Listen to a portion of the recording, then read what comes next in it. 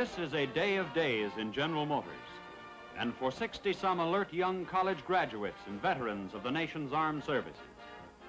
For here today at high noon, in front of the GM building in Detroit, GM's brand new Parade of Progress, bigger and better than ever, is about to be launched with fanfare and official blessings that will start it on a nationwide tour to show and tell millions of Americans up and down and across the land how the products of industrial research and engineering have and will continue to enrich the lives of every man, woman, and child in the country. Detroit's Mayor Albert E. Cobo and GM President Harlow H. Curtis mount the speaker stand as the ceremony gets underway. They are accompanied by a group that includes members of the advisory committee, which directed the building of the parade.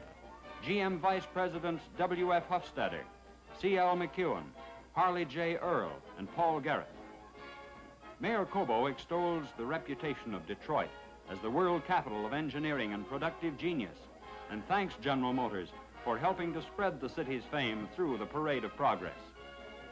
The young men who will man the parade are reminded by Mr. Curtis that world leadership and continued prosperity for the United States depend to a great degree on research and engineering, and that their responsibility as stewards of the Parade of Progress is to perform an effective job of showing people how research, engineering, and American progress have been and will be inseparably linked together.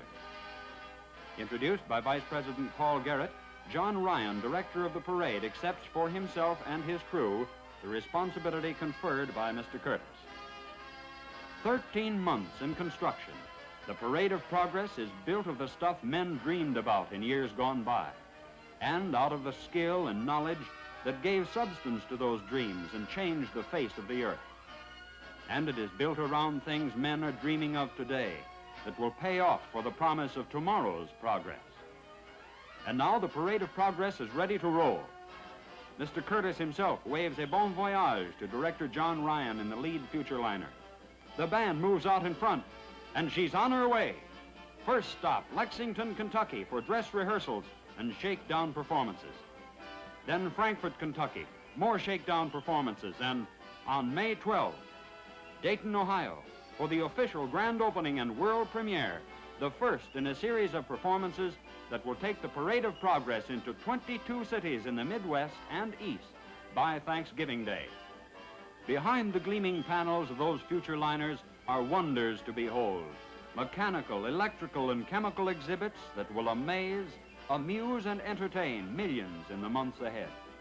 Demonstrations of stimulating and startling concepts of the roles that engineering and research play in our lives. And General Motors hopes that in towns and cities all over the country, the Parade of Progress will set many boys and girls to dreaming and start them on the road to usefulness and service to themselves and their fellow men.